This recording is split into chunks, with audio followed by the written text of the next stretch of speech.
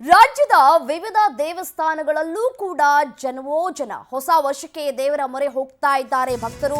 ಒಂದು ಕಡೆ ತಿರುಪತಿ ತಿಮ್ಮಪ್ಪನ ದರ್ಶನ ಪಡೆಯೋದಕ್ಕೆ ಗಂಟೆಗಟ್ಟಲೆ ಕಾದು ದರ್ಶನವನ್ನು ಪಡ್ಕೊಳ್ತಾ ಇದ್ದಾರೆ. ಮತ್ತೊಂದು ಕಡೆ ಮಂತ್ರಾಲಯದಲ್ಲಿ ರಾಯರ ದರ್ಶನಕ್ಕೆ ಅಪಾರ ಜನ ಆಗಮಿಸ್ತಾ ಇದ್ದಾರೆ. ಭಕ್ತರಿಂದ ತುಂಬಿ ತುಳುಕ್ತಾ ಇದೆ ರಾಯರ ಸನ್ನಿಧಿ. ರೂಮ್ಗಳು ಹೌಸ್ಫುಲ್ ಆಗಿ ಹೋಗ್ಬಿಟ್ಟಿದೆ. ಜನರು ಒಂದು ಕಡೆ ಪರದಾಟವನ್ನು ಅನುಭವಿಸ್ತಾ ಇದ್ದಾರೆ. ಮಂತ್ರಾಲಯದಲ್ಲಿ ಎಲ್ಲಿ ನೋಡಿದ್ರೂ ಜನವೋ ಜನ. ನ್ಯೂ ಇಯರ್ ಹತ್ರ ಬರ್ತಾ ಇದ್ದಂಗೆ ಎಲ್ಲ ದೇವಸ್ಥಾನಗಳು ಕೂಡ ಫುಲ್ ರಶ್ ಆಗಿಬಿಟ್ಟಿದೆ.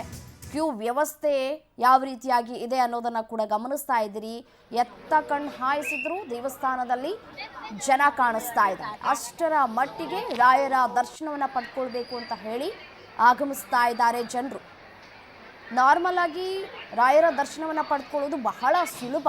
ಆದರೆ ಇಂಥ ಹಬ್ಬ ಹರಿದಿನ ಅಂತ ಬಂದಂತಹ ಸಂದರ್ಭದಲ್ಲಿ ಜನ ತುಂಬಿ ತುಳುಕ್ತಾ ಇರ್ತಾರೆ. ಮತ್ತು ರೂಮ್ಗಳ ವ್ಯವಸ್ಥೆಯೂ ಕೂಡ ಒಂದು ಕಡೆ ಕಷ್ಟ ಸಾಧ್ಯ. 100 ರೂಪಾಯಿ ಕೊಟ್ಟರೆ ರೂಮ್ ಕೊಡ್ತಾರೆ ಅಲ್ಲಿ, ಸಾಮಾನ್ಯವಾಗಿ ನಾವು ಕೂಡ ಗಮನಿಸಿದ್ದೇವೆ. ಬಟ್ ಆದರೆ ಈಗ ಅದೆಲ್ಲವೂ ಕೂಡ ಒಂದು ಕಡೆ ರಶ್ ಆಗಿದೆ ಅನ್ನುವಂತಹ ಮಾತುಗಳು ಕೇಳಿ ಬರ್ತಾ ಇದೆ. ರೂಮ್ ವ್ಯವಸ್ಥೆ ಇಲ್ಲ ಅನ್ನುವಂತಹ ಮಾತುಗಳು ಕೂಡ ಕೇಳಿ ಬರ್ತಾ ಇದೆ. ಫ್ಯಾಮಿಲಿ ಸಮೇತವಾಗಿ ದೇವರ ದರ್ಶನವನ್ನು ಮಾಡಿಕೊಳ್ಳೋದಕ್ಕೆ ಅಂತ ಹೇಳಿ ಫ್ಯಾಮಿಲಿ ಸಮೇತವಾಗಿ ಹೋಗ್ತಾ ಇದ್ದಾರೆ. ಭಕ್ತರ ದಂಡೆ ಹರಿದು ಬರ್ತಾ ಇದೆ. ದೃಶ್ಯದಲ್ಲೂ ಕೂಡ ಗಮನಿಸಬಹುದಾಗಿರುವಂಥದ್ದು ಭಕ್ತರಿಂದ ಯಾವ ರೀತಿಯಾಗಿ ರಾಯರ ಸನ್ನಿಧಿ ತುಂಬಿ ತುಳುಕ್ತಾ ಇದೆ ಅಂತ ಹೇಳಿ. ಇದೇ ವಿಚಾರಕ್ಕೆ ಸಂಬಂಧಪಟ್ಟಂತೆ ಮತ್ತಷ್ಟು ಡೀಟೇಲ್ಸ್ ಕೊಡ್ತಾ ಹೋಗ್ತಾರೆ ನನ್ನ ಕಲೀಗ್ ನೀಲಕಂಠ. ನೇರ ಸಂಪರ್ಕದಲ್ಲಿ ಜಾಯ್ನ್ ಆಗಿದ್ದಾರೆ.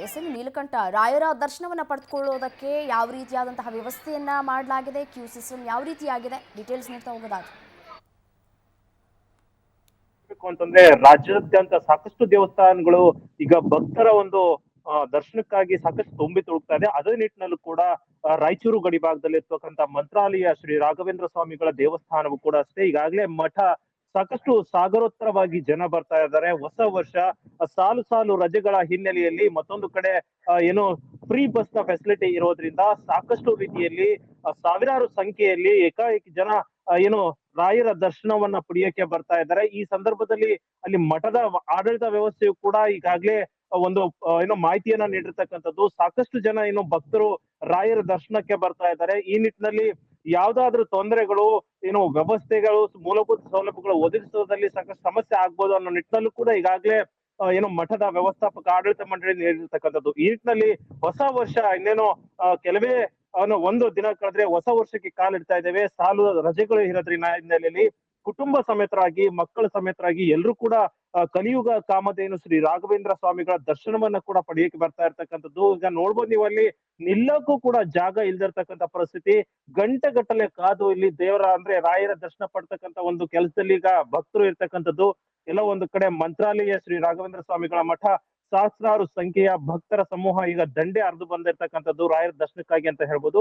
ಈಗಾಗಲೇ ಸಾಕಷ್ಟು ಏನು ತುಂಗಭದ್ರದಲ್ಲಿ ನೀರಿನ ಕೊರತೆ ಇದ್ರೂ ಕೂಡ ಮಠ ಸಾಧ್ಯವಾದಷ್ಟು ಕೂಡ ಭಕ್ತರಿಗೆ ಆಗುವಷ್ಟು ಮೂಲಭೂತ ಸೌಲಭ್ಯಗಳನ್ನು ಕೂಡ ಕೊಡ್ತಾ ಇರ್ತಕ್ಕಂಥದ್ದು ರಮ್ಯ.